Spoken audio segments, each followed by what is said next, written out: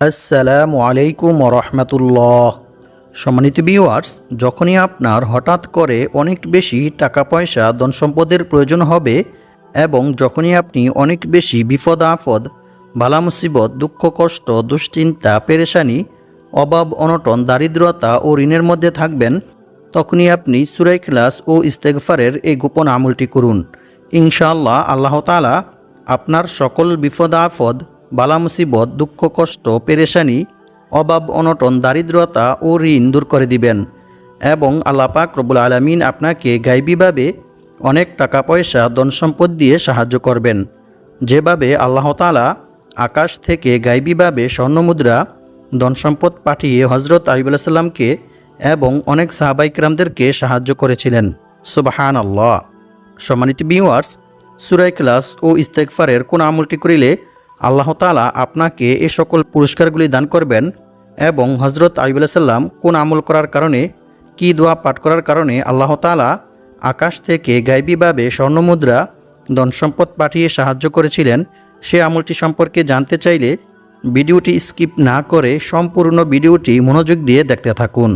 আর ভিডিওটি ভালো লাগলে লাইক, কমেন্ট, শেয়ার করে চ্যানেলটি সাবস্ক্রাইব করে আমাদের পাশে থাকুন। সম্মানিত ভিউয়ার্স, আপনি যদি সকালে ফজর নামাজের পর সূরা ইখলাস ও ইস্তেগফার এই নিয়মে পাঠ করে আমল করেন, তাহলে ইনশাআল্লাহ অল্প কিছুদিনের মধ্যে আল্লাহ তাআলা আপনার সকল অভাব অনটন, দারিদ্রতা ও ঋণ দূর করে দিবেন এবং আল্লাহ পাক রব্বুল আলামিন আপনাকে গায়বীভাবে অনেক টাকা পয়সা ধন সম্পদ দিয়ে সাহায্য করবেন।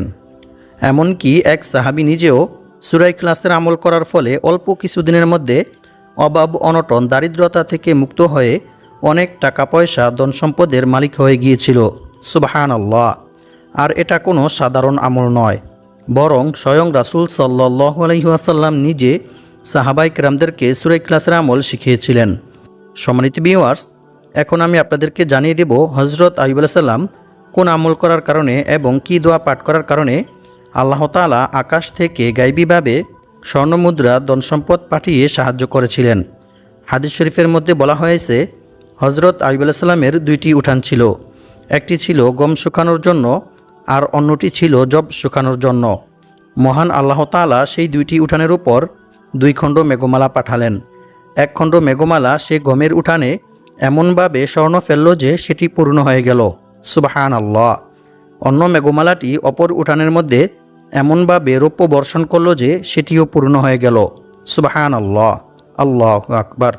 সহিহ ইবনে হিব্বান, হাদিস নং 2898। এছাড়াও অন্য এক হাদিসে বলা হয়েছে, আল্লাহর পক্ষ থেকে ঝাঁকে ঝাঁকে স্বর্ণের পঙ্গপাল আইয়ুব আলাইহিস সালামের নিকট এসেছিলেন এবং তিনি সেগুলি সংগ্রহ করেছিলেন। রাসূল সাল্লাল্লাহু আলাইহি ওয়াসাল্লাম বলেন, একবার হযরত আইয়ুব আলাইহিস সালাম গোসল করতেছিলেন। এমন্ত অবস্থায় এক ঝাঁক স্বর্ণের পঙ্গপাল তার উপর পড়তে শুরু করেন এবং তিনি সেগুলি মুঠি মুঠি করে তার কাপড়ে জমা করছিলেন। সুবহানাল্লাহ। আল্লাহু আকবার। বুখারী শরীফ, হাদিস নং 7493। সম্মানিত ভিউয়ার্স, সূরা ইখলাস পবিত্র কোরআন মাজিদের খুবই ক্ষুদ্রতম একটি সূরা। আমি আশা করছি আপনারা সকলেই সূরাটি জানেন। তারপরেও আমি সহিশুদ্ধভাবে আপনাদেরকে সূরা ইখলাস পাঠ করে শোনাবো। ইনশাআল্লাহ আপনারা আমার থেকে শুনে শুনে সহিশুদ্ধভাবে সূরা ইখলাস মুখস্থ করে নেবেন। কারণ সূরা ইখলাসের আমলটি করার জন্য অবশ্যই আপনাদেরকে সূরা ইখলাস সহিশুদ্ধভাবে পাঠ করতে হবে। তাই আপনারা আমার থেকে শুনে শুনে সহিশুদ্ধভাবে সূরা ইখলাস মুখস্থ করে নেবেন। আউযু বিল্লাহি মিনাশ শাইতানির রাজীম। বিসমিল্লাহির রহমানির রহিম। কুল হুয়াল্লাহু আহাদ, আল্লাহুস সামাদ, লাম ইয়ালিদ ওয়া লাম ইউলাদ ওয়া লাম ইয়াকুল লাহু কুফুয়ান আহাদ। সাদাকাল্লাহুল আযীম।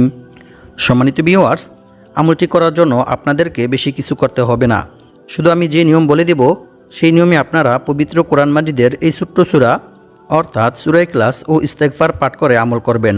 তাহলে ইনশাআল্লাহ অল্প কিছুদিনের মধ্যে আল্লাহ তাআলা আপনাদের সকল অভাব অনটন, দারিদ্রতা ও ঋণ দূর করে দিবেন এবং আল্লাহ পাক রব্বুল আলামিন আপনাদেরকে গায়বীভাবে অনেক টাকা পয়সা ধন সম্পদ দিয়ে সাহায্য করবেন। তবে মনে রাখতে হবে, প্রতিটি আমল করার জন্য অবশ্যই আল্লাহর উপর এবং আল্লাহর কোরআনের উপর দৃঢ় বিশ্বাস রাখতে হবে।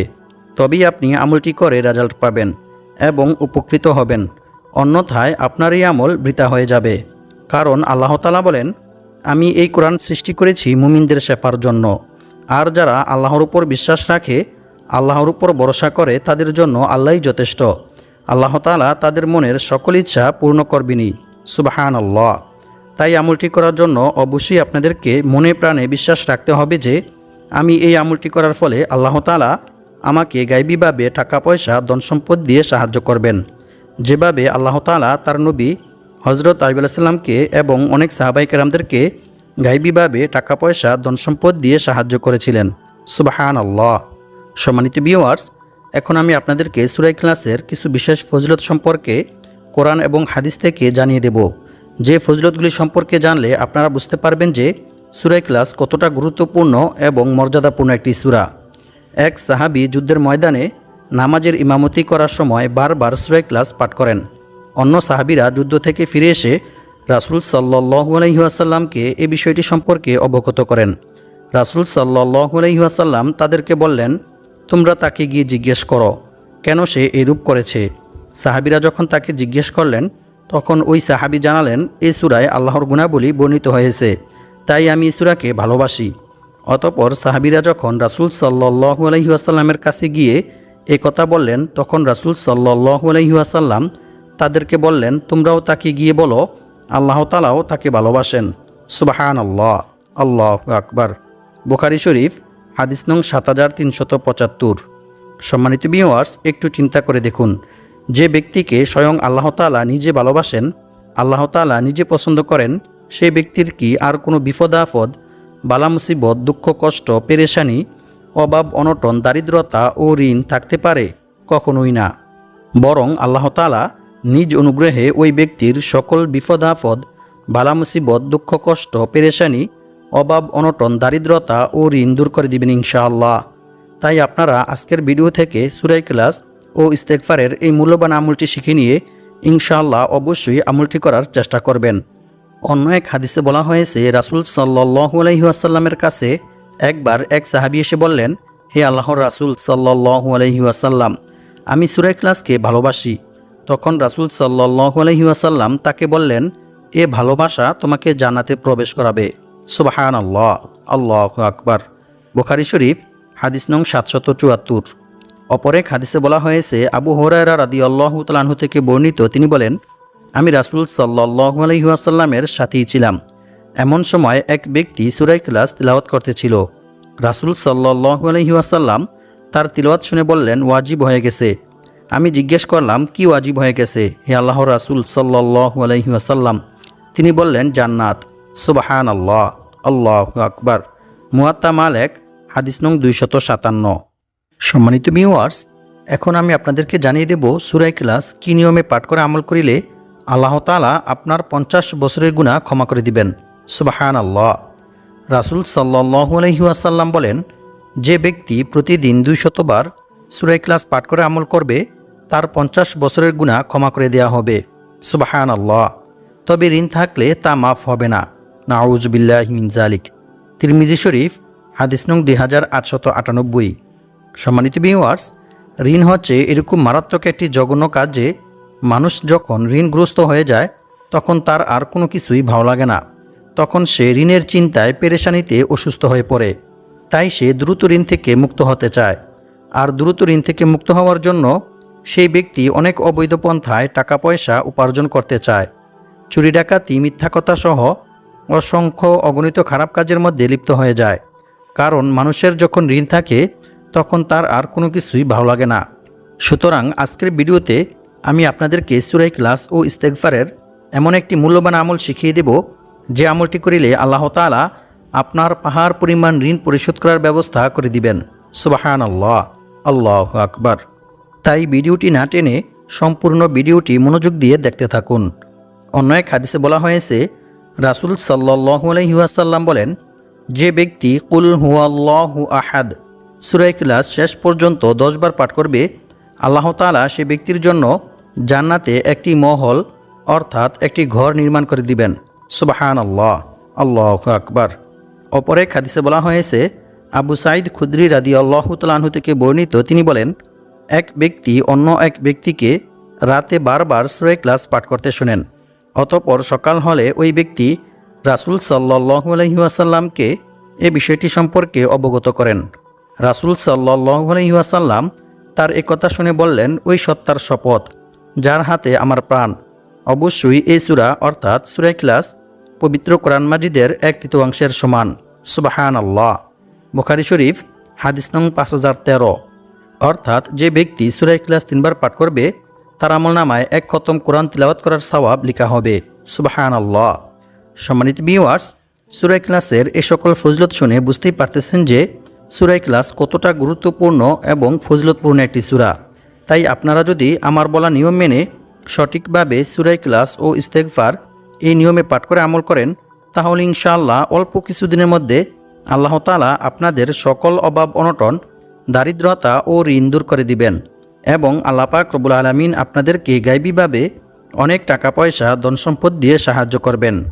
এমনকি এক সাহাবী নিজেও সূরা ইখলাসের আমল করার ফলে অল্প কিছুদিনের মধ্যে অভাব অনটন, দারিদ্রতা থেকে মুক্ত হয়ে অনেক টাকা পয়সা ধন সম্পদের মালিক হয়ে গিয়েছিল। সুবহানাল্লাহ। সম্মানিত ভিউয়ার্স, সূরা ইখলাসের এই আমলটি করার জন্য অবশ্যই আপনাদেরকে সকালে ফজরের নামাজ জামাতের সহিত আদায় করতে হবে, আর মেয়েরা ঘরেই আদায় করবেন। তারপর ওযু অবস্থায় পাক পবিত্র পরিষ্কার পরিচ্ছন্ন একটি জায়গায় বসে আমলটি করবেন। আমলটি করার জন্য প্রথমে আপনাদেরকে একটি বিশেষ দুরূদ শরীফ পাঠ করতে হবে, কারণ হযরত উমর বিন খাত্তাব রাদিয়াল্লাহু তাআলা আনহু বলেন, নিশ্চয়ই বান্দার কোনো দোয়া বা আমল ততক্ষণ পর্যন্ত আল্লাহ তাআলার দরবারে পৌঁছায় না যতক্ষণ পর্যন্ত না বান্দা তার নবীর প্রতি দুরূদ পাঠ না করে। অর্থাৎ যে কোনো দোয়া বা আমল করার পূর্বে রাসূল সাল্লাল্লাহু আলাইহি ওয়াসাল্লামের উপর দুরূদ পাঠ না করিলে সেই দোয়া বা আমল আল্লাহ তাআলার দরবারে পৌঁছায় না। তা আসমান ও জমিনের মধ্যবর্তী স্থানে আল্লাহ তাআলা ঝুলন্ত অবস্থায় আড়াল করে রেখে দেন। নাউযু বিল্লাহি মিন যালিক। তাই প্রথমে আপনাদেরকে একটি বিশেষ দুরূদ শরীফ পাঠ করতে হবে, তারপর বিশেষ 3টি ইস্তেগফার পাঠ করতে হবে। কারণ ইস্তেগফার পাঠ করিলে যে শুধু গুনাহ মাফ হয় এমনটা নয়, বরং আল্লাহ তাআলা বান্দার তাওবা ইস্তেগফারের মধ্যে রেখেছেন অসংখ্য অগণিত উপকার ও পুরস্কার। ইস্তেগফার পাঠ করিলে আল্লাহ তাআলা বান্দার প্রতি কী পরিমাণ খুশি হন এবং বান্দাকে কী পরিমাণ পুরস্কার দান করেন তা আপনারা জানলে অবাক হয়ে যাবেন। ইস্তেগফার পাঠ করিলে আল্লাহ তাআলা বান্দাকে কী কী পুরস্কার দান করেন সেই সম্পর্কে আল্লাহ তাআলা পবিত্র কোরআনের মধ্যে বলেন, আর যে ব্যক্তি আল্লাহকে ভয় করবে আল্লাহ তাআলা তার সমস্ত সমস্যা থেকে উত্তরণের পথ বের করে দিবেন, আর তাকে এমন জায়গা থেকে রিজিক দান করবেন যা সে কল্পনাও করতে পারবে না। অর্থাৎ অকল্পনীয় উৎস থেকে গায়বীভাবে আল্লাহ তাআলা তার রিজিকের ব্যবস্থা করে দিবেন। সুবহানাল্লাহ। আর যে ব্যক্তি আল্লাহর উপর ভরসা করবে তার জন্য তিনিই যথেষ্ট হবেন, নিশ্চয়ই আল্লাহ তাআলা তার সমস্ত ইচ্ছা পূর্ণ করবেনই। সুবহানাল্লাহ। আল্লাহু আকবার। সূরাতুত তালাক আয়াত নং 2 থেকে 3। সম্মানিত ভিউয়ার্স, আল্লাহ তাআলাকে ভয় করার সর্বোত্তম মাধ্যম হচ্ছে তাওবা ইস্তেগফার করা, ক্ষমা প্রার্থনা করা। বান্দার দ্বারা ইচ্ছায় কিংবা অনিচ্ছায় কোনো গুনাহ সংগঠিত হয়ে গেলে বান্দা যদি আল্লাহর ভয়ে, আল্লাহর আযাবের ভয়ে আল্লাহ তাআলার নিকট তাওবা ইস্তেগফার করে, ক্ষমা প্রার্থনা করে, তাহলে আল্লাহ তাআলা অনেক খুশি হন এবং আল্লাহ তাআলা বান্দার প্রতি খুশি হয়ে বান্দাকে অসংখ্য অগণিত পুরস্কার দান করেন। রাসূল সাল্লাল্লাহু আলাইহি ওয়াসাল্লাম বলেছেন, যে ব্যক্তি বেশি বেশি তাওবা ইস্তেগফার পাঠ করবে আল্লাহ তাআলা তার সমস্ত সমস্যা থেকে উত্তরণের পথ বের করে দিবেন। তার সমস্ত বিপদ আপদ, বালা মুসিবত, দুঃখ কষ্ট, পেরেশানি, অভাব অনটন, দারিদ্রতা দূর করে দিবেন এবং আল্লাহ পাক রব্বুল আলামিন তাকে এমন জায়গা থেকে রিজিক দান করবেন যা সে কল্পনাও করতে পারবে না। অর্থাৎ তার ধারণার বাইরে থেকে গায়বীভাবে আল্লাহ তাআলা তার রিজিকের ব্যবস্থা করে দিবেন। সুবহানাল্লাহ। আল্লাহু আকবার। সুনান আবু দাউদ হাদিস নং 1518। আর আল্লাহ তাআলার উপর ভরসা করার সর্বোত্তম মাধ্যম হচ্ছে বিপদ আপদ, বালা মুসিবত, দুঃখ কষ্ট, পেরেশানি, অভাব অনটন, দারিদ্রতা সর্ব অবস্থায় আল্লাহর উপর ভরসা করতে হবে। আল্লাহ ব্যতীত অন্য কারো উপর ভরসা করা যাবে না।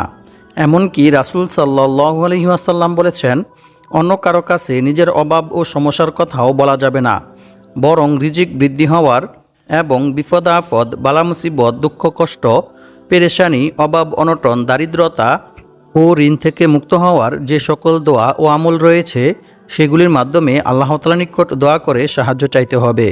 তবেই আল্লাহ তাআলা আপনার সকল অভাব অনটন, দারিদ্রতা ও ঋণ দূর করে দিবেন এবং আল্লাহ পাক রব্বুল আলামিন আপনাকে গায়বীভাবে অনেক টাকা পয়সা ধন সম্পদ দিয়ে সাহায্য করবেন ইনশাআল্লাহ। সম্মানিত ভিউয়ার্স, এখন আমি আপনাদেরকে জানিয়ে দেব সূরা ইখলাস ও ইস্তেগফার কী নিয়মে পাঠ করে আমল করিলে আল্লাহ তাআলা আপনার সকল অভাব অনটন, দারিদ্রতা ও ঋণ দূর করে দিবেন এবং আল্লাহ পাক রব্বুল আলামিন আপনাকে গায়বীভাবে অনেক টাকা পয়সা ধন সম্পদ দিয়ে সাহায্য করবেন। সম্মানিত ভিউয়ার্স, সূরা ইখলাসের আমলটি প্রথমত দুইটি নিয়মে করা যায়। প্রথম যে নিয়মটি রয়েছে সেটি হচ্ছে, এক সাহাবী রাসূল সাল্লাল্লাহু আলাইহি ওয়াসাল্লামের কাছে এসে দারিদ্রতার অভিযোগ করলেন। রাসূল সাল্লাল্লাহু আলাইহি ওয়াসাল্লাম তাকে বললেন, যখন তুমি ঘরে প্রবেশ করবে তখন সালাম দিবে, অতঃপর একবার সূরা ইখলাস পাঠ করবে। ওই সাহাবী রাসূল সাল্লাল্লাহু আলাইহি ওয়াসাল্লামের কথা মতো সূরা ইখলাসের আমল করার ফলে অল্প কিছুদিনের মধ্যে আল্লাহ তাআলা তার সকল অভাব অনটন, দারিদ্রতা দূর করে দিয়েছিলেন। সুবহানাল্লাহ, আল্লাহু আকবার। কুরতুবী শরীফ। আর 2 নং যে আমলটি রয়েছে সেই আমলটি করার জন্য অবশ্যই আপনাদেরকে সকালে ফজরের নামাজ জামাতের সহিত আদায় করতে হবে। তারপর অজু অবস্থায় পাক পবিত্র পরিষ্কার পরিচ্ছন্ন একটি জায়গায় বসে আমলটি করবেন। আমলটি করার জন্য প্রথমে আপনাদেরকে একটি বিশেষ দুরূদ শরীফ পাঠ করতে হবে। দুরূদ শরীফটি হচ্ছে আল্লাহুম্মা সাল্লি ওয়া সাল্লিম আলা নাবিয়িনা মুহাম্মদ। এই দুরূদ শরীফটি 81 বার পাঠ করবেন। এরপর লা হাওলা ওয়ালা কুওয়াতা ইল্লা বিল্লাহ এই ইস্তেগফারটি 50 বার পাঠ করবেন। এই ইস্তেগফারটি পাঠ করিলে আল্লাহ তাআলা আপনার রিজিক বৃদ্ধি করে দিবেন। এরপর আরও একটি ইস্তেগফার পাঠ করবেন। সেই ইস্তেগফারটি হচ্ছে আল্লাহুম্মা ইন্নী আউযু বিকা মিনাল কিল্লাতি ওয়াল ফকরি ওয়াযিল্লাতি ওয়া আউযু বিকা আন আযলিমা আও উযলিমা। এই ইস্তেগফারটি 31 বার পাঠ করবেন। এই ইস্তেগফারটি পাঠ করিলে আল্লাহ তাআলা আপনার সকল অভাব অনটন, দারিদ্রতা দূর করে দিবেন। সুবহানাল্লাহ। এরপর আরও একটি ইস্তেগফার পাঠ করবেন। সেই ইস্তেগফারটি হচ্ছে আল্লাহুম্মা গফিরলি যামবি ওয়া ওয়াসি'লি ফি দারি ওয়া বারিক লি ফি রিজকি। এই ইস্তেগফারটি 25 বার পাঠ করবেন। এই ইস্তেগফারটি পাঠ করিলে আল্লাহ তাআলা আপনার সকল বিপদ আপদ, বালা মুসিবত, দুঃখ কষ্ট, পেরেশানি, অভাব অনটন, দারিদ্রতা ও ঋণ দূর করে দিবেন এবং আল্লাহ পাক রব্বুল আলামিন আপনাকে গায়বীভাবে অনেক টাকা পয়সা ধন সম্পদ দিয়ে সাহায্য করবেন। সুবহানাল্লাহ। এরপর সুবহানাল্লাহ 550 বার, আলহামদুলিল্লাহ 550 বার পাঠ করবেন। অতঃপর ইয়া রাজ্জাকু এই ইসমে আজমটি 41 বার পাঠ করবেন। এরপর ইয়া কাদিয়াল হাজাত এই দোয়াটি 20 বার পাঠ করবেন। অতঃপর 21 বার সূরা ইখলাস পাঠ করবেন। প্রত্যেকবার সূরা ইখলাস পাঠ করার পূর্বে বিসমিল্লাহির রহমানির রহিম পাঠ করে নেবেন। এরপর কয়েকবার ইস্তেগফার ও দুরূদ শরীফ পাঠ করে আল্লাহ তাআলার নিকট দোয়া করবেন। দোয়ার মধ্যে আপনি যা চাইবেন ইনশাআল্লাহ আল্লাহ তাআলা আপনাকে তাই দান করবেন। তবে দোয়ার মধ্যে আরও একটি দোয়া পাঠ করবেন। সেই দোয়াটি হচ্ছে আল্লাহুম্মা কফিনি বিহালালিকা আন হারামিকা ওয়া আগনিনি বিফাদলিকা আম্মান সিওয়াক। এরপর দোয়া শেষ করার পূর্বে ইয়া যাল জালালি ওয়াল ইকরাম ইয়া হাইয়্যু ইয়া কাইয়্যুম এই 2টি ইসমে আজম পাঠ করে দোয়া শেষ করবেন। দোয়া শেষ করেও কয়েকবার ইস্তেগফার ও দুরূদ শরীফ পাঠ করে নেবেন। এরপর আরও একটি দোয়া 3 বার পাঠ করবেন। সেই দোয়াটি হচ্ছে লা ইলাহা ইল্লা আনতা সুবহানাকা ইন্নী কুনতু মিনাজ জালিমিন। এই দোয়াটি পাঠ করিলে আল্লাহ তাআলা আপনার সকল বিপদ আপদ, বালা মুসিবত দূর করে দিবেন ইনশাআল্লাহ। অতঃপর আরও একটি দোয়া 3 বার পাঠ করবেন। সেই দোয়াটি হচ্ছে আল্লাহুম্মা ইন্নী আসআলুকা ইলমান নাফিআ ওয়া রিজকান তাইয়্যিবা ওয়া আমালাম মুতাকাব্বালা। এই দোয়াটি 3 বার পাঠ করিলে আল্লাহ তাআলা আপনার রিজিক ও জ্ঞান বুদ্ধি বৃদ্ধি করে দিবেন। সুবহানাল্লাহ। আল্লাহ পাক রব্বুল আলামিন আমাদের সবাইকে সূরা ইখলাস ও ইস্তেগফারের এই আমলটি করে বিপদ আপদ, বালা মুসিবত, দুঃখ কষ্ট, পেরেশানি, অভাব অনটন, দারিদ্রতা ও ঋণ থেকে মুক্ত হয়ে অনেক টাকা পয়সা, ধন সম্পদের মালিক হওয়ার তৌফিক দান করুক। আমিন।